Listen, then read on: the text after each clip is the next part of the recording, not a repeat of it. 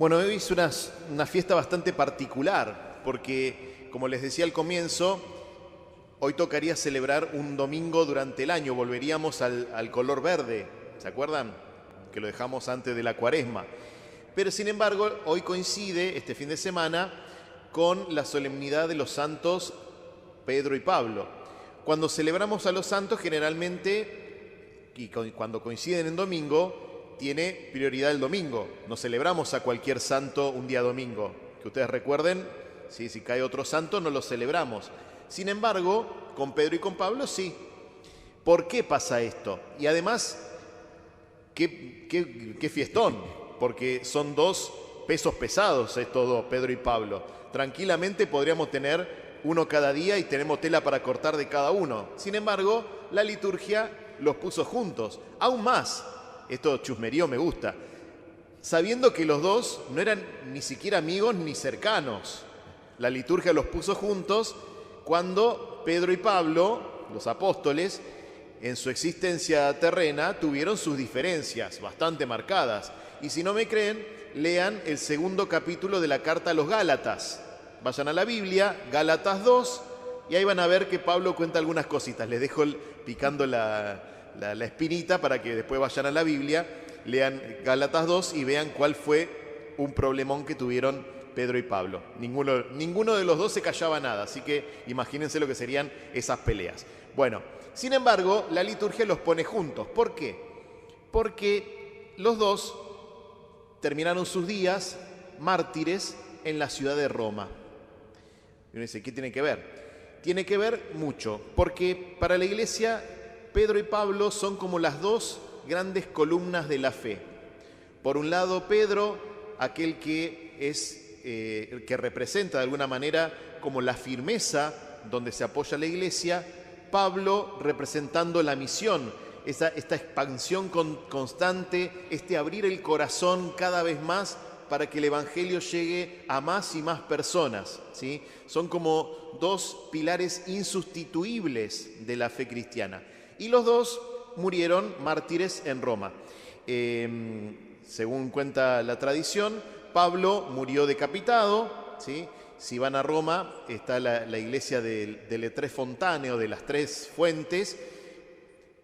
Es una tradición, pero a mí no me discutan nada de San Pablo. Yo acá, fe ciega.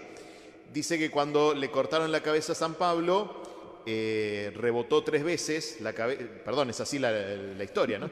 Rebotó 3 veces la cabeza y de cada uno de esos golpecitos surgió una fuente de agua, que todavía uno va a la iglesia esa y se llama así justamente porque ve los 3 chorritos de agua que surgen. A mí no me discutan eso porque terminamos mal. En cambio, Pedro muere martirizado en la cruz. Según cuenta la tradición, fue también crucificado, pero como él no se sentía digno de morir igual que Jesús, pidió ser crucificado, pero cabeza abajo, ¿sí? Los dos mueren, dan su vida en Roma. Y vieron que en la iglesia en la iglesia católica, tenemos o le damos bastante importancia a la iglesia de Roma. Es por esta razón. ¿Por qué la iglesia de Roma para nosotros católicos es tan importante? Porque es la ciudad en la que dieron su vida los dos pilares de la iglesia. Y por eso la iglesia de Roma, la diócesis de Roma, es la que preside en la caridad a todas las demás iglesias. Es decir, es la que tiene cierta preeminencia por encima de las demás iglesias. Por esta razón, el que es elegido obispo de la diócesis de Roma, ¿cómo le decimos? El Papa, ¿sí? El que es elegido obispo de la diócesis de Roma tiene una función especial para toda la Iglesia universal, porque la importante es la Iglesia de Roma. Cuando se elige un obispo para Roma, ese obispo tiene una misión especial para toda la Iglesia en su conjunto. Bueno, por esta razón, por estos dos pesos pesados de la fe, por haber dado la vida en la ciudad de Roma, por ser columnas de nuestra fe cristiana, Pedro y Pablo son celebrados juntos y es solemnidad. Cuando cae en domingo se celebra primero la solemnidad. Ahora, fíjense, en la iglesia, tanto con Pedro y con Pablo, se celebra ¿qué evento de la vida de los santos? La muerte. Salvo, ¿se acuerdan esta semana que celebramos a San Juan Bautista? ¿Qué cosa? El nacimiento. Salvo en el caso de Juan el Bautista, que también celebramos su martirio, pero esta semana fue el nacimiento. Y en el caso de la Virgen, son los únicos dos personajes de los que celebramos el nacimiento. De todos los demás, celebramos la muerte. ¿Nunca se pusieron a pensar por qué celebramos la muerte? Porque celebrar un nacimiento, bueno, uno dice que bueno, la vida, la esperanza de lo que va a ser este chico, qué sé yo. Uno celebra acontecimientos lindos, es como festejar el cumpleaños. Pero celebrar la muerte, ¿no les pasa que por ahí el aniversario de la muerte de alguien que uno quiere mucho, al contrario, nos da un poco de tristeza? ¿Por qué en la iglesia celebramos la muerte? ¿Nunca lo pensaron? Bueno, tenemos muchas razones. En primer lugar, a Pedro y a Pablo decimos que murieron mártires. Le estamos dando otro nombre a la muerte, no es simplemente la muerte. Decir que es martirio, es decir, que están dando la vida a causa de la fe, ya es darle un sentido a esa muerte. Cuando celebramos en la iglesia la muerte de los santos, es porque le estamos dando un sentido a esa muerte, a ese evento. De hecho, los primeros cristianos decían que el martirio, ¿sí?, la sangre de los cristianos es semilla de nuevos cristianos, de nuevos creyentes. ¿Por qué? Porque esa muerte era ejemplar para muchos. Bueno, hoy me preguntaba, en esta fiesta de San Pedro y San Pablo, ¿cómo, o qué sentido, mejor dicho, le damos a la muerte y al sufrimiento? ¿Qué sentido le damos a la muerte y al sufrimiento? Esto es opinión lo que voy a decir, pero ustedes confirmarán o no. Yo creo que venimos de una cultura donde el sufrimiento vos te lo tenías que callar y seguir para adelante. No te quejes, no digas nada, seguí para adelante, ¿o no?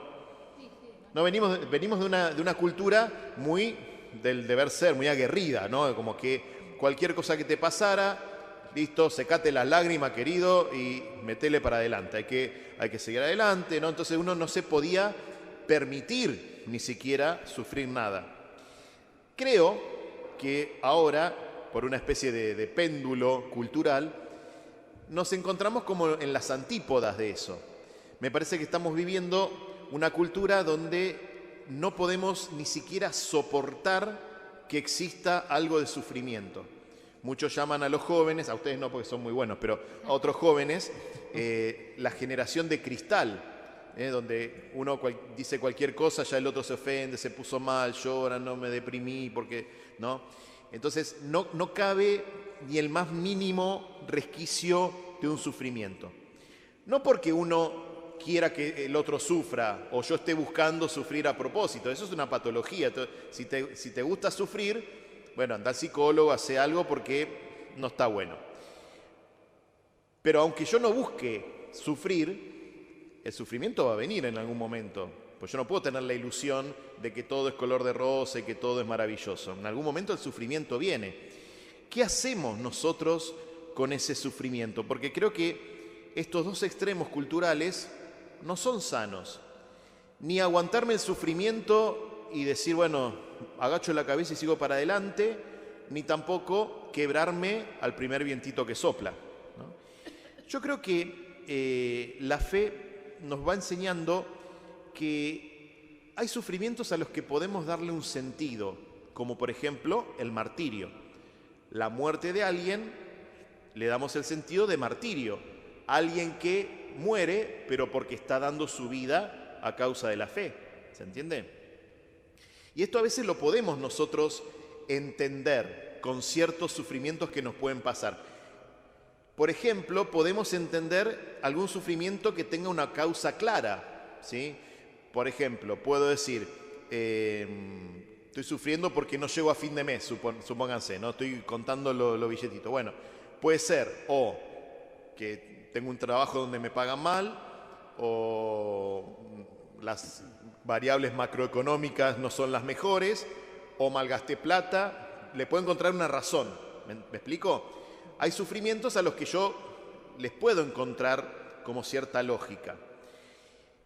Pero aún así, hay sufrimientos que nos generan otro tipo de preguntas que a veces no podemos responder, aún entendiendo las causas. Por ejemplo, viene un temporal, un árbol de la vereda se desprende y me parte la casa al medio, ¿sí? Me parte la casa a mí, ni al vecino de la derecha ni al de la izquierda, en mi casa cayó, ¡prum! Yo puedo entender las causas, que por ahí el árbol era viejo, que hubo viento, que llovió, que qué sé yo, que no lo cuidaron. Yo entiendo todo eso, pero sin embargo es muy probable que me surja una pregunta. ¿Cuál? ¿Por qué me cayó justo en mi casa? ¿No? Yo entiendo todo, el viento, entiendo todo. Ahora, ¿por qué cayó en mi casa? ¿Sí? Tal vez esa pregunta no tenga nunca una respuesta. Yo me voy reconciliando en mi vida, yo personalmente, me voy reconciliando con la experiencia de que hay preguntas que nunca voy a conocer la respuesta. ¿Por qué el árbol, con todo lo que yo entiendo las causas, entiendo todo, por qué el árbol cayó en mi casa y no cayó ni a 10 metros para allá ni a 10 metros para allá? No tengo idea. Y tampoco voy a inventar, tampoco voy a decir, no, porque lo que pasa es que Dios quiere que yo tenga una casa. Te cayó un árbol en la casa y te partió la casa, ¿sí? No tiene explicación. No, pero no tiene explicación. Y capaz que nos tenemos que acostumbrar a que hay cosas, hay preguntas que no tienen explicación. Ahora, yo no estoy diciendo que esto signifique que yo tiro la toalla. Aunque yo no tenga la explicación de eso que me pregunto, sí tengo una certeza siempre. Y si se fijaron, en la segunda lectura está, la segunda lectura de hoy. Pero el Señor estuvo a mi lado. Pero el Señor estuvo a mi lado. No tengo idea por qué me cayó el árbol a mí, en mi casa, y no 10 metros para allá y 10 metros para allá. Pero sé que el Señor está y estuvo conmigo. Dice la carta a Timoteo, el Señor estuvo a mi lado dándome fuerzas. Esa certeza no te la tiene que robar nadie jamás. Entiendas o no entiendas, comprendas o no comprendas. La certeza es más grande que cualquier duda, inquietud que puedo tener. Si no comprendes la respuesta, no inventes. Sinceramente, decirle al Señor, Señor, no tengo idea, no entiendo, no sé, pero lo que sí sé es que vos estás conmigo, siempre.